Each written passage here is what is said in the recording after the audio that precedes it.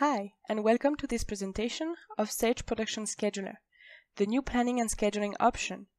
This new option is the main functionality to be released in Sage version 11 in February 2017.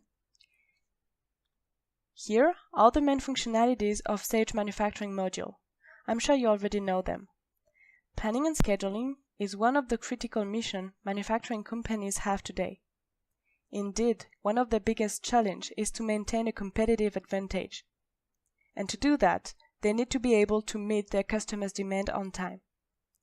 To achieve this goal of managing lead times, they require flexible tools which are highly adaptable and fast. Let me now show you how this tool works in a live demonstration. So this is my main page of Production Scheduler. I'm in the resource Gantt chart that you can see here. I also have a production order Gantt chart, a load diagram, and a resource sequence list.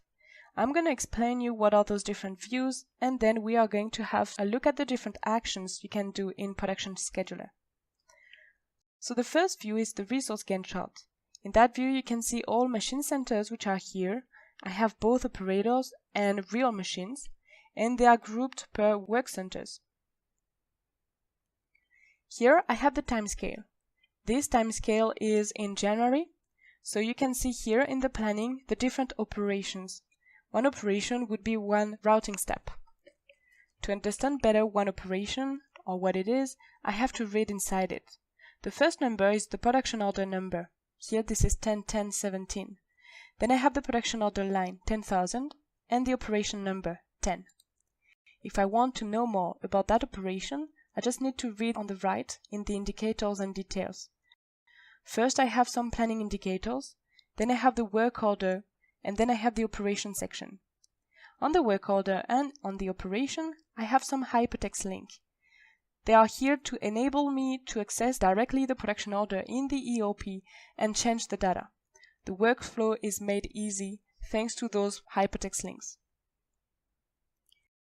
Now, if I want to see how is the production order in the Gantt chart, I simply have to go in the Filter tab and highlight the production order. When I highlight it, everything is gray except for the production order that I have here. I could follow and see the next step, but this is not made so easy, so maybe I would prefer to put the Focus button. When I focus, I see the full production order on one page. I see that it starts on the 4th of January, and it ends on the 2nd of February, right here. Let's go back to the main view and the start of the planning in here. Good. Now let me show you the second view we have, the production order Gantt chart. On the production order Gantt chart, I have a different thing. I have no more machines on the left, but here I have the production orders. See, this is production order 101009. Which is to produce touring bicycles, and the item number is 1001 and the quantity would be 15. If I just click here, I will see precisely what are the operations I have. So I zoom in also. The first one is operation 10, then I have 15, that might be 20, 30, and the rest is a little bit on the right. So I unzoom a little bit more, go to the right, and that's it. So here on each line I have a red arrow. The red arrow is the due date. I'm supposed to finish before the due date. To highlight which production orders are late and which ones are okay, I just use another color scheme called Advanced Delay. See the legend? It's going to be red if the production order delay cannot be caught up. It's going to be orange or yellow when I plan to have delay in the future. It's going to be green or dark green if I plan to be okay. So those production orders are going to finish before the due date. Now, if I go up in my list, I will have some red production orders because I also sorted them per increasing due date. Here I can see that the due date is on the 24th of December, but my planning start line is on the 1st of January. So there's no way I can make it on time. Those ones are delayed. This is one specificity from Production Scheduler. We are planning everything the closest to the red line, which is today. There's no way we can plan in the past. We are making a finite capacity scheduling but taking into account all constraints coming from both machines and the process. On that view, I can also see what is the demand, what it looks like, and in particular, I can see that I have a really high demand for the 28th of January, right here. Now, let's switch to the load diagram. The load diagram works a little bit as a pivot table in Excel. What I can read is the load versus capacity percentage for each week for each resource. So let's take an example. See, here I have my machine 310. On week 53, it's going to be loaded to 90% of its time, which is quite a lot. Then here it's going to be 66% and then 85%, and here you see it has quite a high load. If I continue in time, I can see that this machine continues to be really loaded at least 80% or 90%, and this is the same for this machine 110. So maybe I could assume that those two machines or resources would be the bottlenecks of my production process. And if I could increase a little bit their capacity, I would increase also the productivity I have. So clearly that view is an analysis view. I could export it to Excel to make more analysis and diagrams, but I could also add more indications such as the capacity minus load in hours. So this would be the remaining capacity of each resource per week.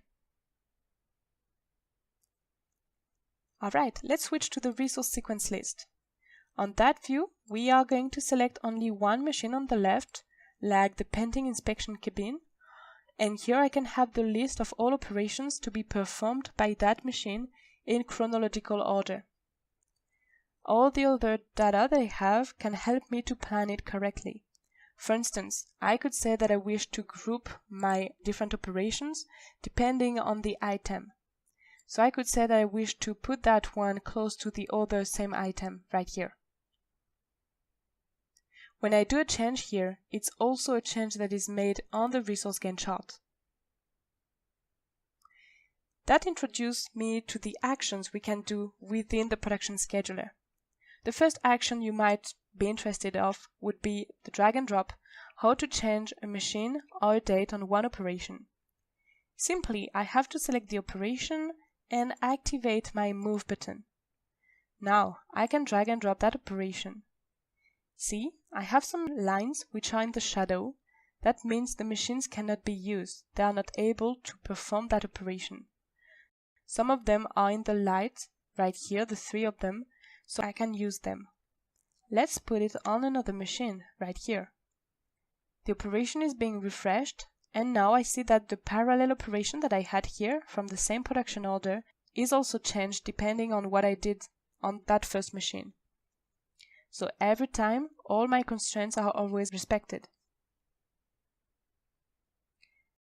Another action you could have to do would be to plan a maintenance time, or that could be a breakdown on the machine.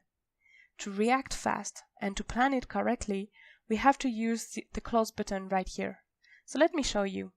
Let's say that's going to be the packing table 1, which is going to be on maintenance on week 4. I take the close button and I just close the week. Now I can write down the reason, and that would be maintenance. I add it, and see I have the red item which is here. Just wait for it to refresh and see what happens to all operations. The operation that was starting before is just ending after right now, and all operations which were planned on that week are now planned a little bit later. Another action we could have to do would be to prevent one operation from starting too early. To do that, I first have to check what are the different constraints I have. See that specific operation? It has a marker with a specific message. I can have no material before the 8th of January. So I have to make sure that operation is never going to start before the 8th. To do that, I'm just taking the Fix Date button, and I can drag and drop it till the 8th. In here. Now, I have the orange triangle saying that this operation cannot start before that date. Of course, everything has been postponed, and I could manually take them and put them before the fixed date operation. right here, and this is going to go directly at the beginning, the earliest it can go.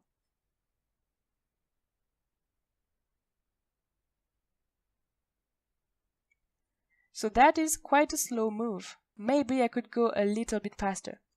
To go faster, I could possibly use the scheduling button.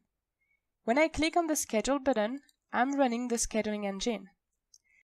Based on some criteria that I define, I will plan and decide what is the best machine and the best time to perform each operation. For instance, in the criteria, I could say that I want to respect the due dates, that I want to optimize the occupancy rate of my machines. Maybe I could want to reduce setup times I have between operations on some machines.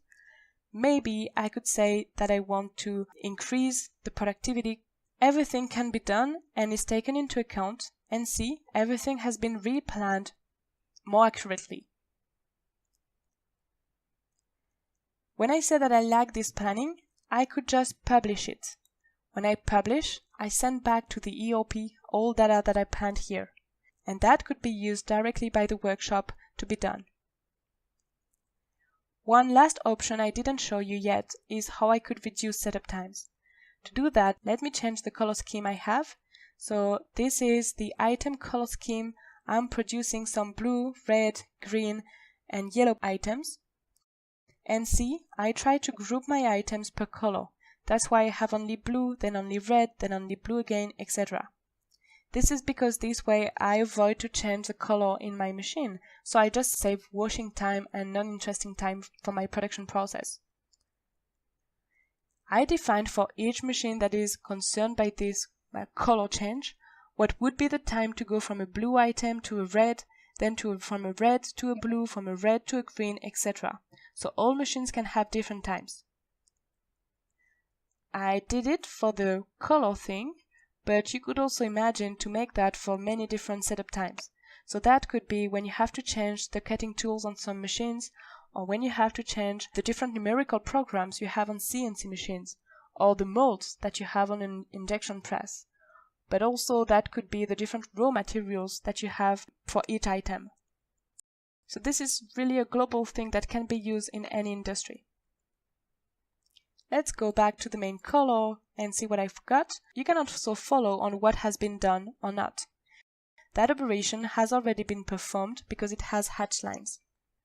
That one is not finished, it's started yet, because it has black and yellow lines right here. So basically, the production scheduler is a really important tool to make the real planning that can be sent directly to the production workshop. The goal is to use advanced functionality to provide the best quality and allow you to reach your best performances. I hope you liked the demonstration and that you will start to use it quite soon. Bye!